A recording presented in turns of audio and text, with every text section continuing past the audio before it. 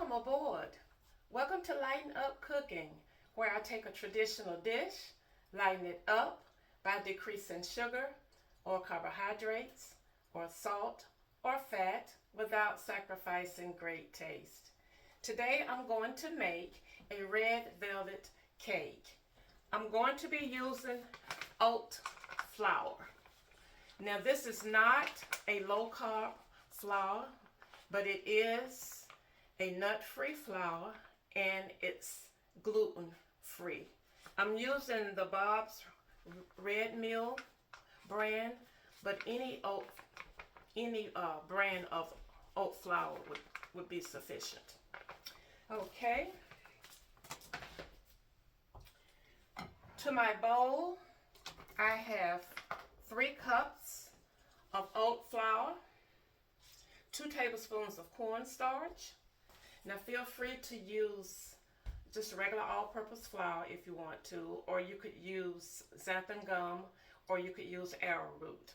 But if you use arrowroot, just probably use about 1 tablespoon.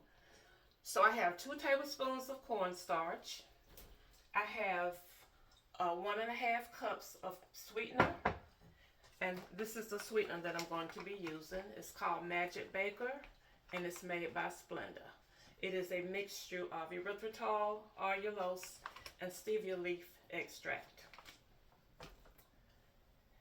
Also, to this bowl, 2 tablespoons of baking powder, 1/2 teaspoon of baking soda, and 1 teaspoon of salt, or less if you want to. Don't want to use quite that much. Okay. Here I have 1 teaspoon of cocoa powder, 2 tablespoons of vinegar, and I'm using the apple cider vinegar, and 2 tablespoons of red food coloring. So this is in a separate bowl. Okay. Now I have 2 eggs. That's going to go into my mixing bowl.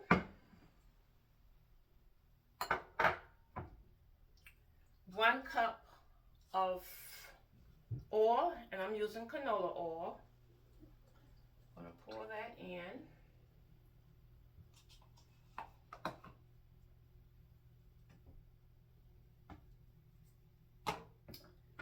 One cup of buttermilk. Now I'm going to wait until the very end before I add this because it may or may not take the entire cup. And I'm going to add 1 teaspoon of vanilla extract. Okay, I'm going to blend my eggs, my vanilla together, and then I'm going to alternate the dry ingredients with the buttermilk. I'm going to start with, once I blend my eggs, I'm going to start with the dry ingredients, add the buttermilk, and at the very end, I want the buttermilk to be the last thing that I add. And then after I do that, I'm going to add in the coloring mixture. Okay. Now I'm going to use my 8-inch silicone baking pans. So for your regular cake pans, just make sure you grease them real good, and if you have parchment paper, just add parchment paper at the bottom. Okay. Going to preheat the oven to 325 degrees. And these will cook for approximately 15 to 20 minutes. And I'll let you know how many minutes I cook them for at the end. So what I'm going to do, I'm going to blend all of my ingredients, and I will come back once I've done that. Okay, I blended my batter. This is what it looks like.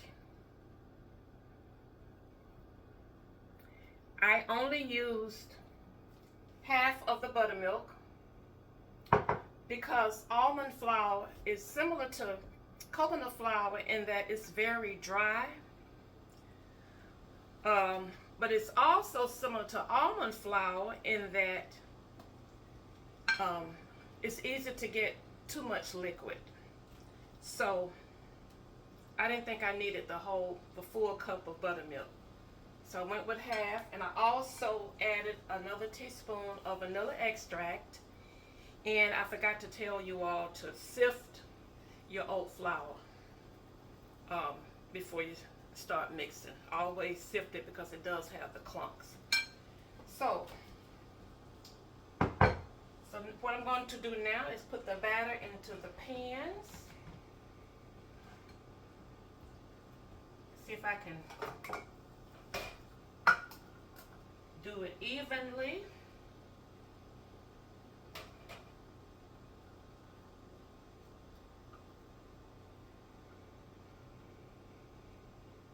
Okay, that's 1 cup there. This cup here. Another cup here.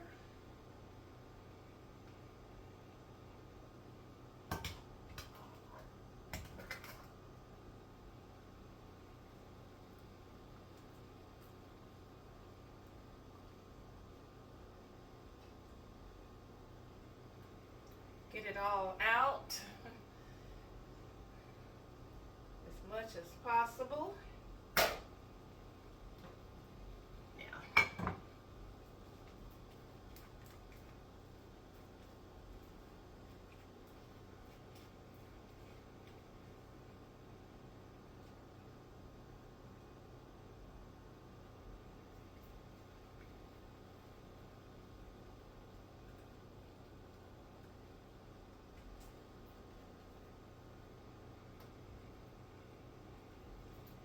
okay, I think that's going to do it. So we're going to smooth it around as much as possible.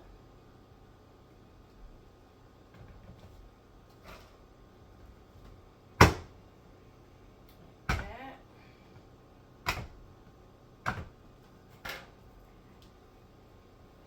Now I'm going to put these in the oven at 325 degrees. I'm going to bake them on the top rack. And like I said, 15 to 20 minutes, but I'll let you know for sure how long it took. You want to cook them until a toothpick inserted comes out clean. Now while my layers are baking, I'm going to start on the cream cheese frosting. I'm going to start with 8 ounces of the Neuchatel cream cheese. This is Walmart's Great Value brand, 1/3 less fat than regular cream cheese. So I'm putting this into my bowl.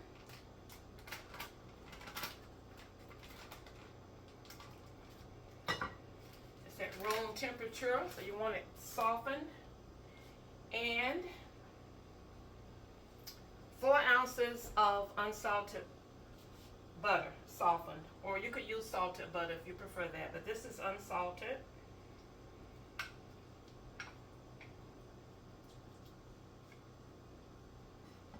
Okay.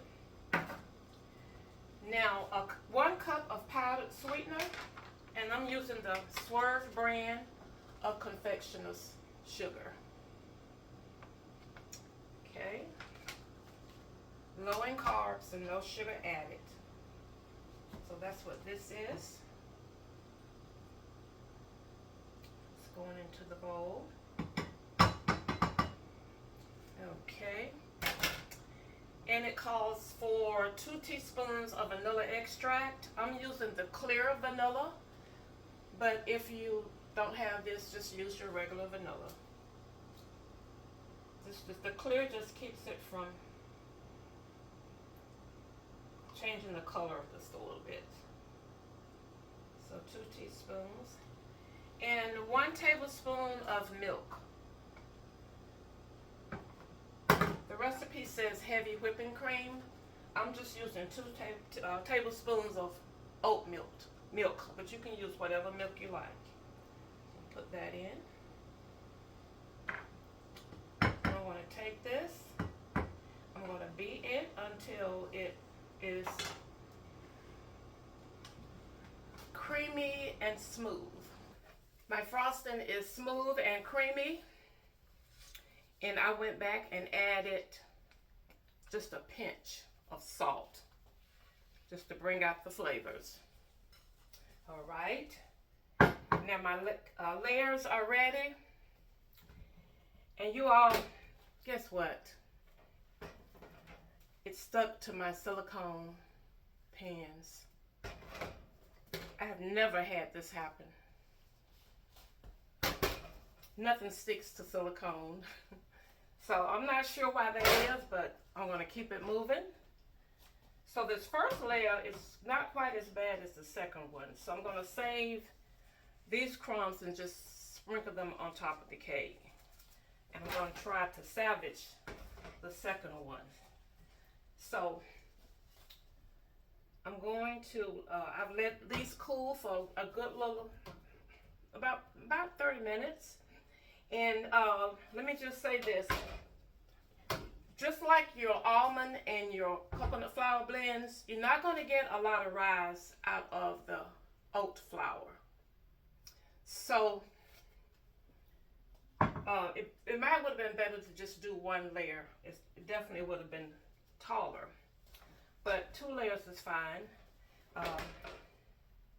The only way to get taller layers, I would have to have added more almond flour, and I didn't, not almond flour, oat flour, and I didn't want to do that because I feel like 3 cups for 1 cake is enough.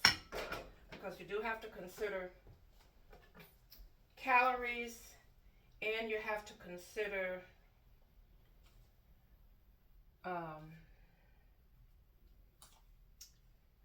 what am I trying to say? Calories and the fact that this is not low carb. Okay. So I'm going to put this first layer of frosting down. Okay.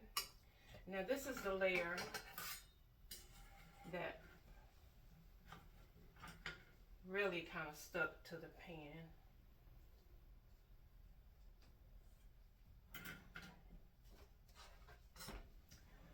So what I'm going to do,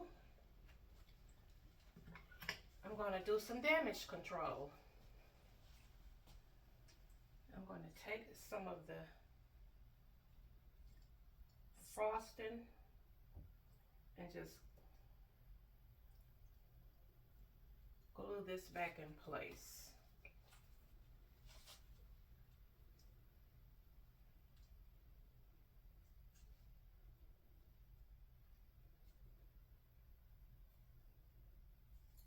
Just like that.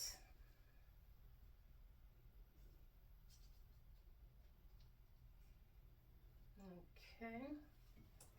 Now I'm going to go on this side and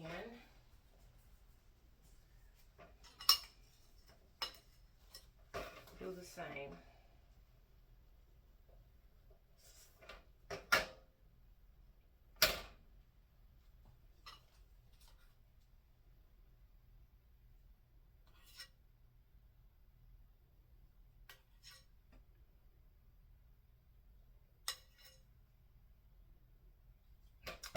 Because this is real cooking, and sometimes it's not going to be perfect.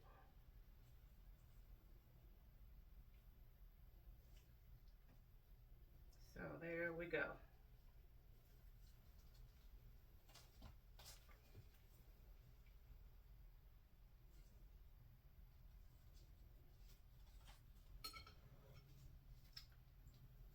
But the texture is really, really good. I'm real pleased with the way it cooked up. It's soft and moist.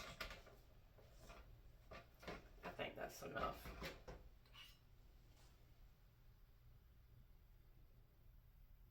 And hopefully it'll taste good, because that's the most important thing, right? We shall see.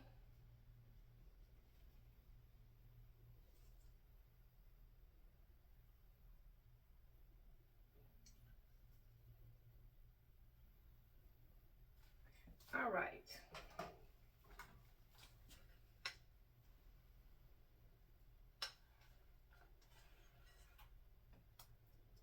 Let's finish this off.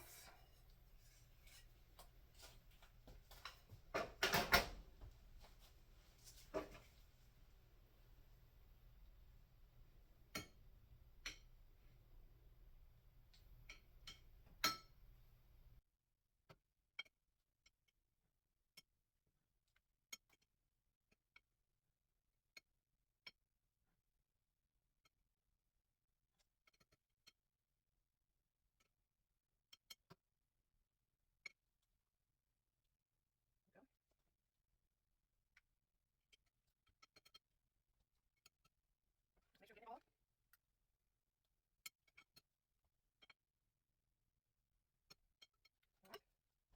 So I clean this up a little bit like that.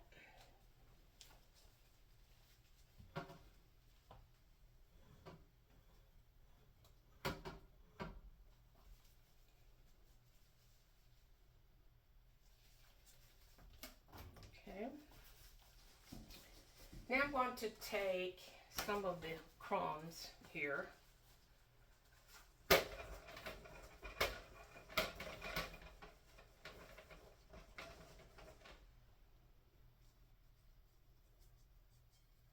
just sprinkle all over the cake.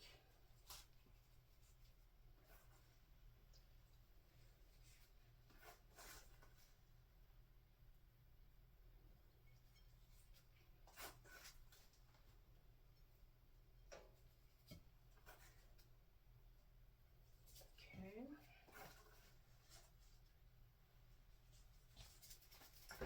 And I have about 1/4 of a cup of chopped pecans. I'm just going to sprinkle these on top. This is definitely optional, but it gives a nice appearance. Okay. All right.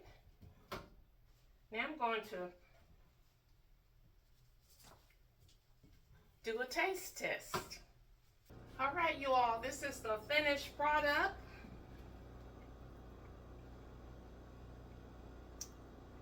And I'm going to do a taste test. I don't know if I told you all, but it cooked for 19 minutes on a 325-degree oven on the top rack.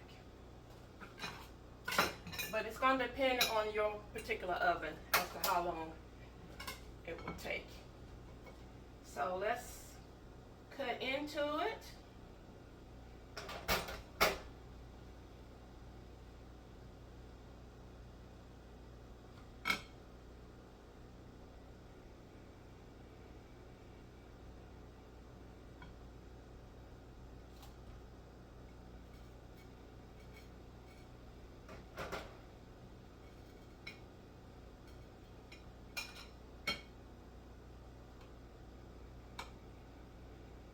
Piece of it stayed in there.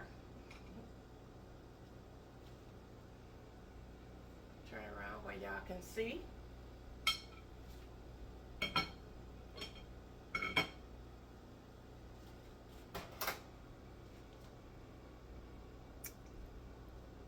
I think it could have used a little bit more color. I would have liked a darker red, but we'll see. Maybe next time I can add a little bit more. But let's see what it tastes like. It's real moist, and that's a good thing.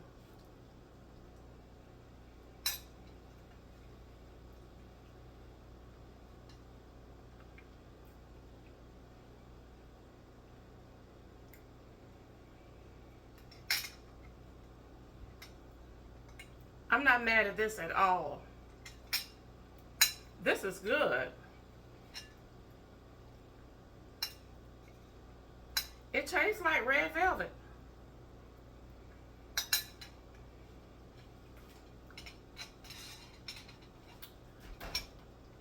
It's good. It's a keeper for me. It's delicious. And if you are looking for a gluten-free and you don't want to use the nut flours, this is an healthier way to go. Use your oat flour. And you can make your own if you have a blender or food processor that's high powered enough. You can make your own. You just grind your oatmeal and you can make your own oat flour. So you all might want to give it a try. It's really good. Thank you for watching. Thank you for liking, sharing, and following, and subscribing on Facebook and YouTube. And you can also find me now on Instagram. And until next time, share a smile with someone. It will lighten up their spirit and yours too. Bye now.